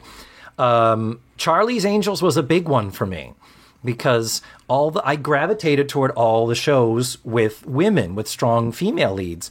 So Charlie's Angels was a big one. But looking at this, I was looking at the description and I see Tanya Roberts is in it. Ken, This is not just the final season of Charlie's Angels. This is the final episode. It is. This night. It is.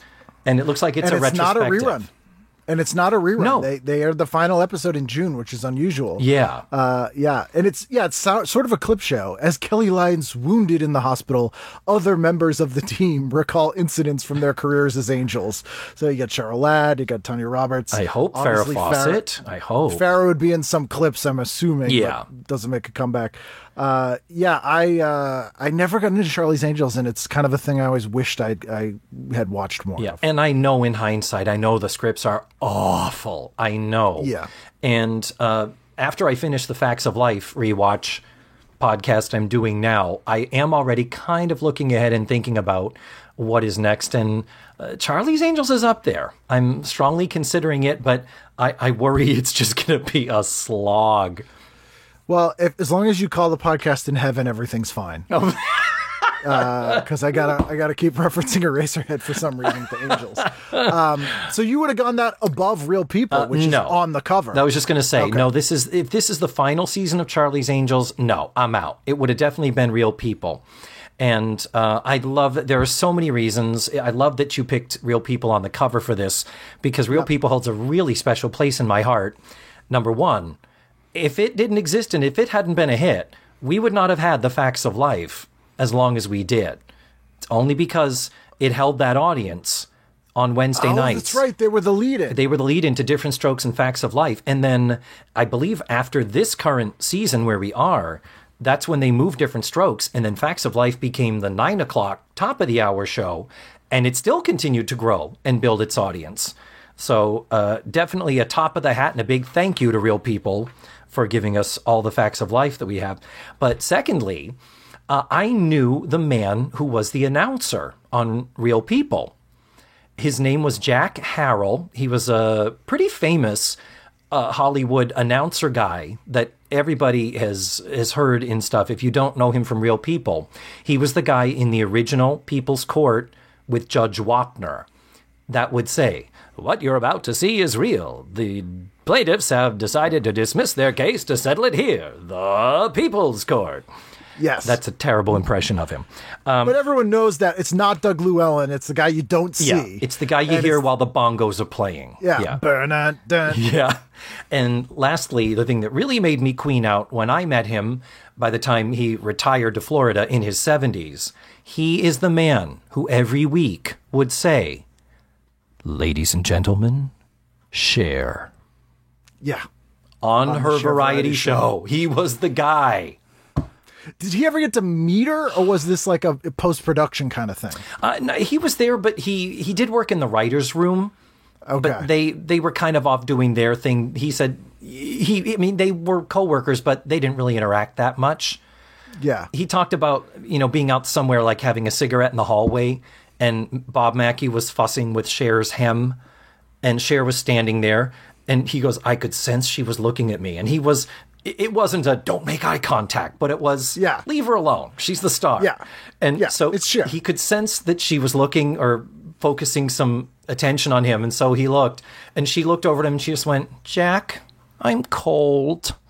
And he was just like, "Oh," and he took his jacket off and went and put it over her shoulders because, she's basically in like a string bikini with a skirt. Yeah, you're not going to be like, "That sucks, bye." Yeah. So that's one of the stories he told about actually interacting with her. But for the most part, he didn't. And because he worked for George Schlatter mostly as an announcer, but also often in the writer's room, he also did do some spots on the shows. So in the episode where Cher is the bride of Frankenstein, and I can't find this on YouTube. You may be able to Yes. fix me up, Ken. We talked about this before. Yeah, I need to find this Yes. for When Vincent Price was on, he was Dr. Frankenstein. Cher was the bride of Frankenstein, and Jack played the inspector from Scotland Yard coming over to make some inquiries. And then in a later episode, when Cher and Sonny got back together in the post-Cher, Sonny and Cher show, they did an Irwin Allen spoof, like an earthquake thing, and they're in a doctor's waiting room, and he is the doctor. He comes out to call in the next patient, and then an earthquake hits, and then he and Ruth Buzzy flap themselves all over while the camera shakes to make it look like a big earthquake. Of course, Ruth Buzzy. Why not? It's good. Everything is better. I fucking love her so much. So Jack, as the announcer for Real People, the show was an hour long. It came to be time to syndicate them. The syndicated shows were only a half hour. And he got the phone call saying, "Jack, we have tried every which way to edit these shows without having to touch the narration, and we can't do it. We need you to come into the studio and re-record the voiceover for every single episode in the rerun package." At great cost. And Jack, to quote him, his own words, "I made money coming out of my ass," Yeah. was his words. But by the time he retired here, he's originally from Jacksonville. That's where the Florida connection is. But he was here, and he moved to Central Florida because he had some family here. And we've got a good theater community where he could still work and do some voiceover work. And I did a play with him, and he was just sit him down with a pack of smokes and some Jack Daniels and just let him tell his stories about showbiz, about working for Schlatter, about being in the studio when Ray Charles and Kermit the Frog were sitting at the piano, and they just started BSing in between takes. And someone, probably Schlatter, was like, roll the cameras. And so supposedly a lot of that was just Henson and Ray Charles just off the cuff talking to each other. Oh, yeah. When I interviewed John Cleese this year, which I think I did I did before we talked last time. Yes, yeah. He was telling me that when he hosted the Muppets, he was friends socially with Jim Henson and with Frank Oz. But when he did the show, he's like, I wasn't performing with Jim and Frank. You really are. Yeah. And they stay in character, like in between takes. And oh, yeah. He was singing a song with Kermit, and he kept getting it wrong. And then after like the third take, they got it right. And Kermit was like, "Yeah, you did it, John." And he went and just like patted his head like he's a real. And he was like, it was just like the cutest story. But he's like, it doesn't even occur to you that it's not a real person, or not a real character that you're talking to. That's amazing. I remember you telling me that now. And I think I told you that Amazon Prime has all the episodes of Real People. And I watched this one. In between, I did watch this one. It's so funny how there's still a very 70s aesthetic going on. We're not big time really in the 80s.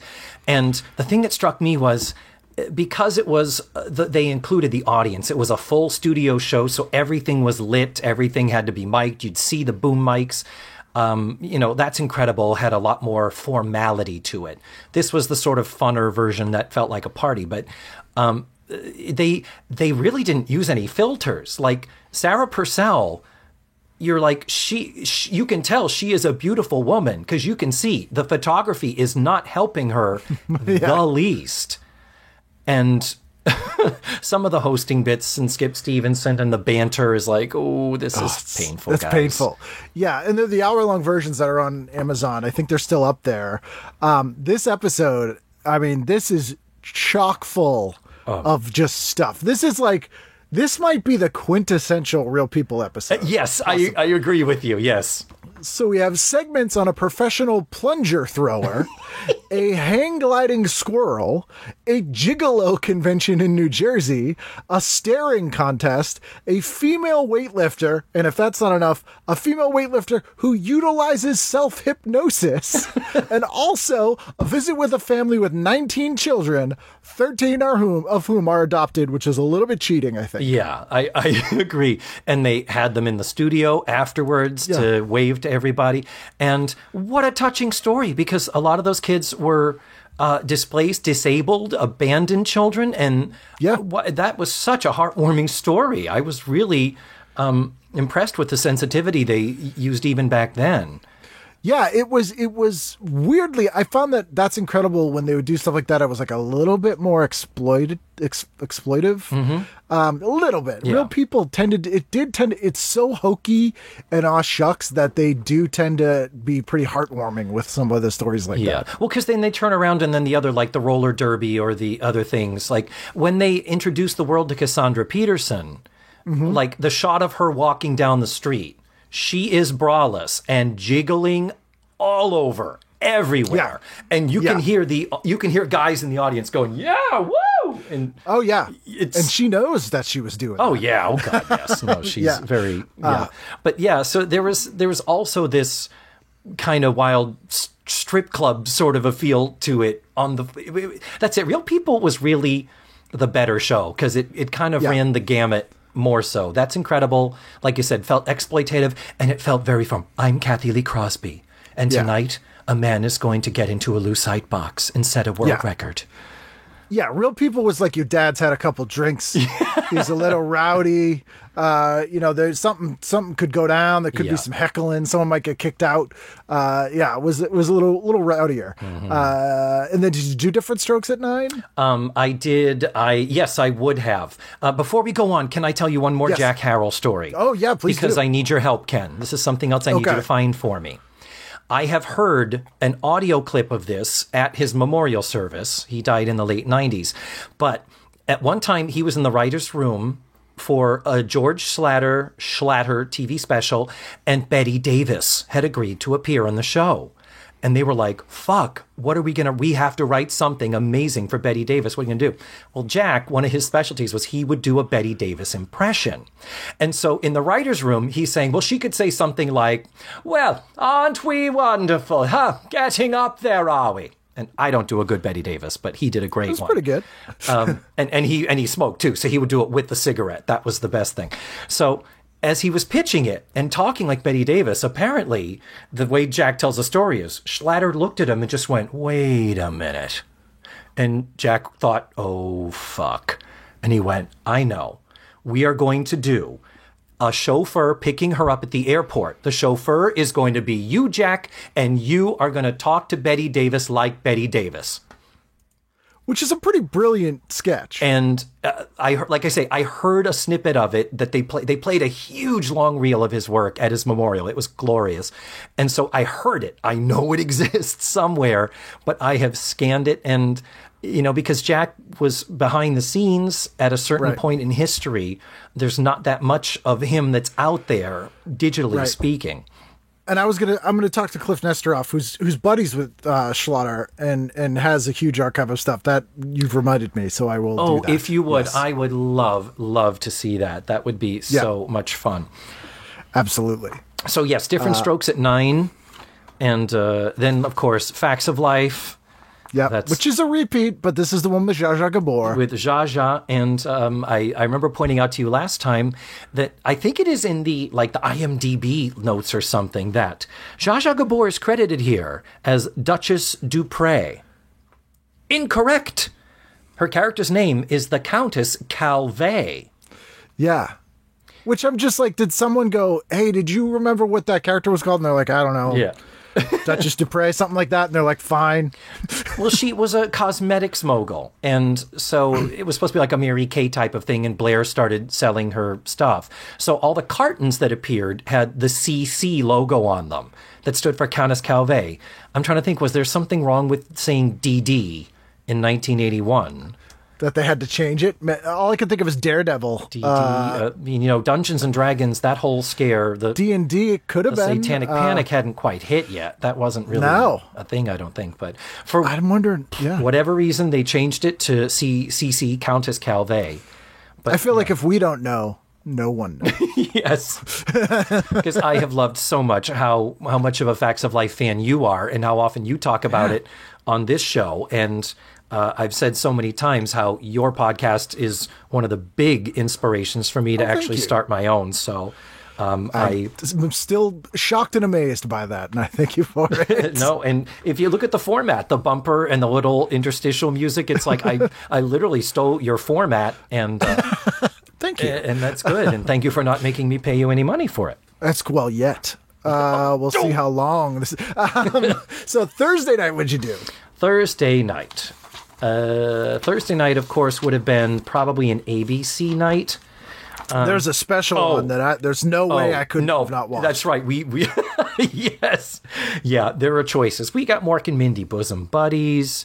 The Walton. I never watched the Waltons. Ugh. No, can't send it. No, but the Hanna-Barbera Arena show. Even if I didn't know anything else about it, I'd watch it. But then when you read the description, Yes, and full song listing Yeah. of songs that no one has heard yeah. of, and who performs them. So you have "They'll Never Split Us Apart," performed by Fred and Barney. that's right. Which little weird. Yeah, that's very true. Yeah, "Life's a Game," sung by Pebbles and Snagglepuss. What a combo! Like that's like throwing names in a hat. Like, how did they come up with Yes. that? Because Pebbles is pretty much nonverbal. Well, remember, there's Teenage Pebbles from the Pebbles and That's Bam Bam true. show, which was Which are voiced probably, I by guess- Sally Struthers. Oh, yes. So maybe it's the Teenage It Pebbles. would have to be. Yeah. Yeah. First of all, this was filmed in Perth Entertainment Centre in Australia. Already weird. Yeah. Hosted by Michael Landon. Super bizarre. And they're all characters in costumes. This is not an animated show. Yeah. No. It's people. It's the term in theme park world we use is in fur. Oh, Meaning is it? So these are it's a custom person in a characters, big yeah. fur. I'm pretty sure the same way, when you see, if you see Frozen live on stage, Olaf is a person in an Olaf costume. I probably shouldn't say that, but only adults listen to this, ruining the magic. But You've ruined these children's lives. oh Yeah. no, the children! But yeah, so I'm very sure that it's those costumes, which I'd love to see what those look like. They must have been a nightmare. Well, there's a series of these specials that I've discovered. So there's 3 or 4 of these Hanna-Barbera specials between the late 70s and the early 80s with these live-action characters. 2 of them are on ice. Oh, This one is not. I haven't been able to find this one, but they're pretty awful costumes. Yeah. I mean, they're official costumes, but they're not great. They're really awkward. It's very Sid and Marty Krofft, but with licensed characters. yeah. This one I have to hunt down just because it sounds so weird. But there's 100% watching that. Yeah, and they did dabble in the 70s with a variety show. There was the Hanna-Barbera Happy Hour, I Yes, think. yeah. And it was hosted by these 2 puppets called Honey and Sis. Yes. And the big thing I remember discovering was it was just, trying to be a knockoff of the Muppets. But because we would see Honey and Sis full body dancing, it was that thing of, having the men in the green suits. I think it was blue in those behind days. them. Yeah, so they're in front. Yeah, they're holding in. them. Yeah, they're in. Before green screen, children, we had blue screen. Yeah. So it was men in full body blue suits with the rods that controlled the feet and the hands. So it was just them in front of a neutral background that they would superimpose. But I don't remember it lasted very long. But I think it was called the Hanna-Barbera Happy Hour. I think it was as well. It was when Hanna-Barbera just decided they were going to go back into cartoons. Yeah, And Ruby Spears kind of spun off at that point. yeah, it was. Yeah, that is, oof. But yeah, So I'm watching that. Yeah, so no, that is totally what we would be watching. Even though we do have Mork and Mindy, Bosom Buddies, Barney Miller, and Taxi, that's a very strong Thursday night on ABC. It is. But no. But they're repeats, so you got to watch Thing on Ice. And before we move to the final night of the week here, there is a terrifying full-page ad there, too, which is for an ABC News close-up of called When Crime Pays. Oh, yes! And it says, give a killer money, freedom, and protection, and he'll be your witness.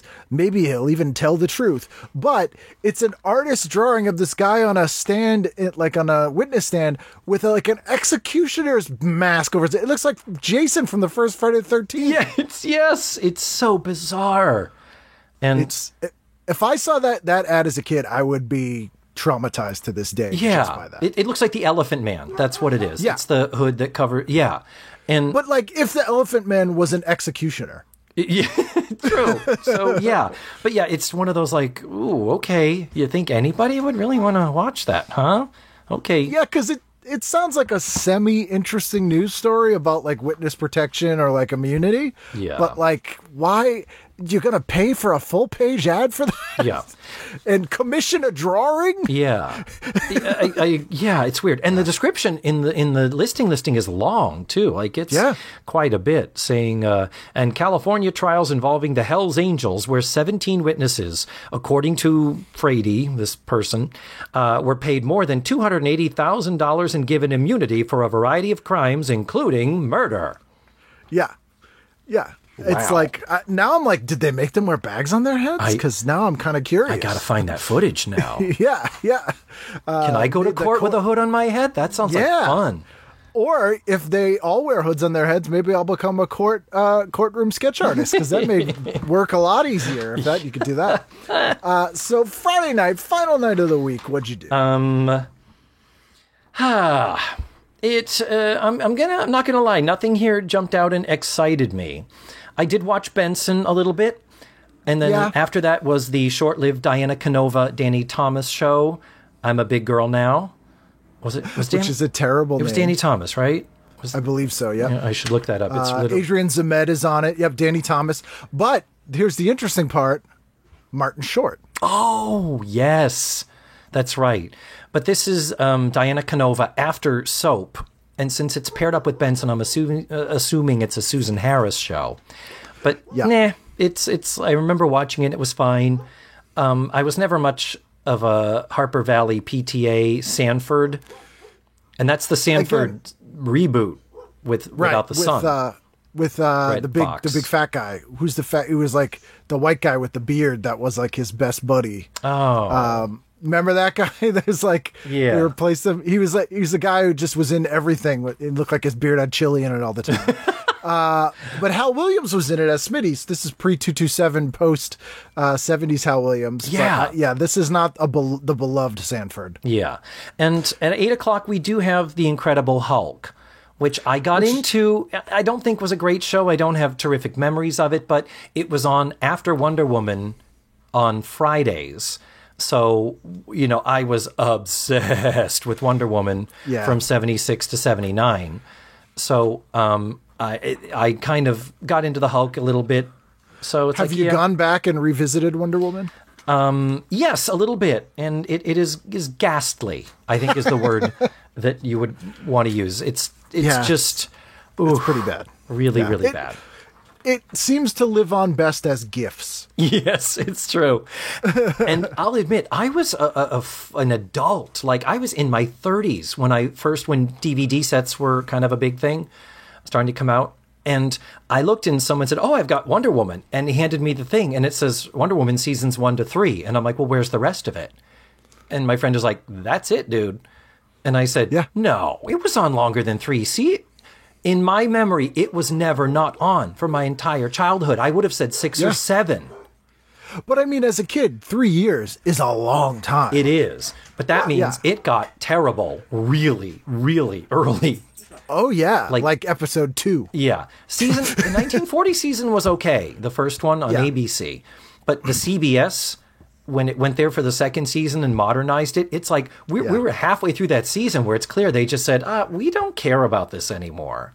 No. And it was just like the episode, the quintessential terrible episode is the Disco Devil, where the villain is an evil DJ who is trying to hypnotize and kill people using disco. And Diana has to go undercover as a disco dancer because that's what a Greek goddess is doing with her spare time. Yeah, this Incredible Hulk is pretty boring. This is, first of all, I don't know why he agreed to this, but David agrees to drive a car across the country, unaware that it's loaded with a mob's loot. Like, it's just weird. But I probably would have watched it, and I probably would have gone Buck Rogers at 9. Mm-hmm. That's a show I never got in. I like sci-fi, okay. I like Star Wars. I was into it, but I've never been that nerdy about it. And Buck Rogers is one of those that just glid right past me. I didn't love it, but I loved Aaron Gray. Oh, yeah. Many straight guys. I've heard that from many. Yeah. And there's a really good episode of Buck Rogers with a space vampire that's like legitimately terrifying, but the rest of it's pretty terrible. Yeah. But worth watching every now and then. Yes. Anything else you had on that night, or is that it? Not really. I noticed that On TV does have Can't Stop the Music in rotation. Yes. Speaking of Steve Guttenberg. Yes, exactly. And Can't Stop the Music is, of course, a huge cult gay movie. So anytime if it's on the page, my eyes just go right to it. Yeah. And it was directed by Nancy Walker, which Rhoda's mother, Ida Morgenstern. And it is such a mess of a movie, and I love it. And I haven't watched it in a while, but when you think that this is 81, that movie was only a year old. That was new. Oh, yeah. It's like someone going, Xanadu makes too much sense. Yeah. We could make that. Yep. Well, Olivia Newton-John was supposed to do the Valerie Perrine role, and she ended up doing Xanadu instead. I do kind of love Xanadu. Yeah. I do want to mention before we totally wrap up, Friday night at 1 a.m., there's a show that really jumped out at me, and it's called Psychic Phenomena. Ooh. and it's a discussion show. So that sounds somewhat interesting. There's a lot of shows like that. But here's where it fascinated me. The description is, musicians, Seals and Crofts discuss the Baha'i faith. Oh my God. So that's just weird. Wow. Yeah. Okay. And it's on opposite a movie called Dear Dead Delilah, which is a gruesome tale about an axe murderer in a gloomy southern mansion starring Agnes Moorehead. Oh. So, I mean, that Friday night, you got some good stuff on. Yeah, and that's 1972 Agnes Moorehead. That's later Agnes Moorehead. Oh, yes. Wow. Lynn Mass's own Agnes Moorehead. That's right. I always think she's English because she so perfectly mastered that mid-Atlantic dialect from her old radio days that the Betty Davis accent, who's also from Lynn Mass. That's right. Totally, yeah. Yeah, it's true. They have the same thing.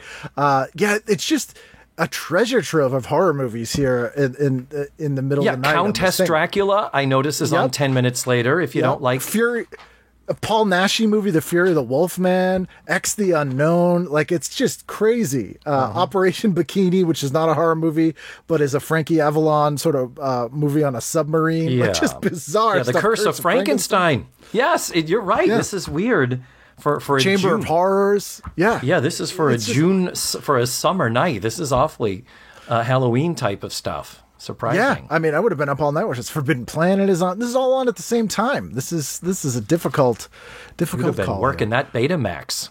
It's true. It's true. I would have had to get the satellite dish at a cost of $13,000. Beautiful. With the labor. So, is there anything you're watching now in lockdown, or any sort of comfort shows or anything like that that you would recommend to people? I'm thankful. I have a roommate, sometimes two. We're all in our own bubble, which is good. So my one roommate and I decided to do the entire Marvel Cinematic Universe. Okay. 23 movies in 23 nights. It was glorious. I love those movies. And then we decided to change gears completely, and we watched all of Veep on HBO. And it's 7 seasons. There's only like 10 or fewer episodes a season, but oh my God, it is funny. And have you done brilliant. The original one, In the Loop, or The Thick of It? I have not. No. Very funny. Armando Iannucci. The accents are a little incomprehensible. Oh, yeah. Because they star not the current Doctor Who, the previous Peter Capaldi. Okay. Who's Scottish, but very, very funny. Like if you've watched Veep and you're like fiending for more Veep, watch The Thick of It. Okay. It's very, very good. Yeah, it's British. Nice. We're talking about Breaking Bad right now, and seems depressing. Yeah, but we just did a comedy, so we think that, and then that's the TV fix. And then my other roommate has been acquiring John Waters' catalog. And nice. I have to admit, I've seen little to none of his work. Oh wow! I mean, it's very different. It's rough. I know. Yeah, Polyester and earlier, very different from Hairspray and later. Yeah, Serial Mom and stuff. Yeah. But we were thinking that'd be a good thing and be interesting and educational. And the joke is, I need to turn in my pink card, because I'm not sure I'm allowed to be a homosexual in this day and age, at the age I am, to not have seen a good chunk of John Waters' work. Have you ever seen Polyester? No. Oh, see, Polyester, you got to see at least. Yeah, I've never seen that. Never seen female. Honestly, all I've seen of his is I saw Hairspray, parts of Serial Mom. I went and paid money in the movies to see A Dirty Shame. Yeah, which I liked. Oh, you didn't like it? Oh no, it's more like his earlier stuff. Is it? So you may not. Yeah, it is. But Crybaby? See Crybaby? No, I haven't even seen Crybaby. Oh, so you'd like Crybaby? Yeah, I'm sure I would. Yeah. So we're thinking of going through the entire John Waters movie catalog. Polyester's a good litmus test because it has the grossness and sort of scuzz of the early stuff. But isn't way over the top and is slick and sort of sanitized enough that if you liked sort of Hairspray, you'll probably like it. If you don't like Polyester, just don't watch any more movies. There's a famous story, and then I'll let you go because otherwise I'll keep you here all night. Where Hairspray's rated PG. It was a huge hit, fluke hit at the time, and so these kids went to Blockbuster with their mom and was like, who made this Hairspray movie? John Waters? Let's get some movies for the kids. And rented the kids Pink Flamingos and let them watch it on their own, and then tried to sue everybody on earth. They tried to sue the video store, the John Waters. It was like a whole thing. And he's like, how's that my fault? Let me make a guess.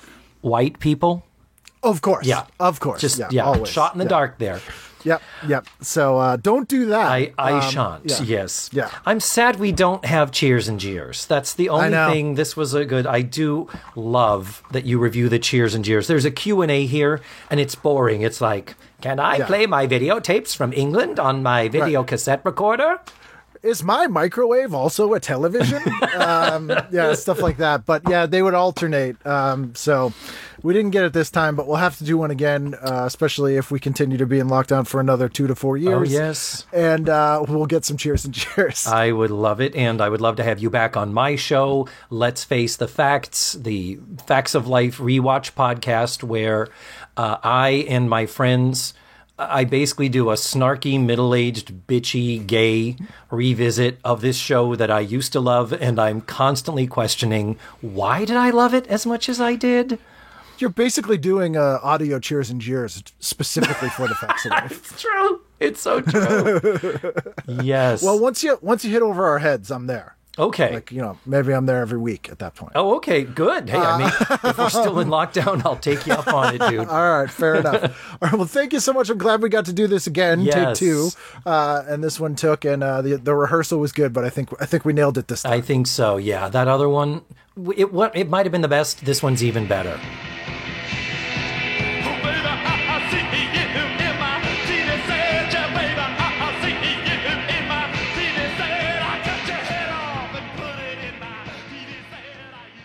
David Almeida, there he is. Some great stories. If anyone has a clip of that footage of his friend on the Cher Show, please let me know. I also emailed Cliff Nesteroff. If anyone has it, Cliff would have it, but who knows.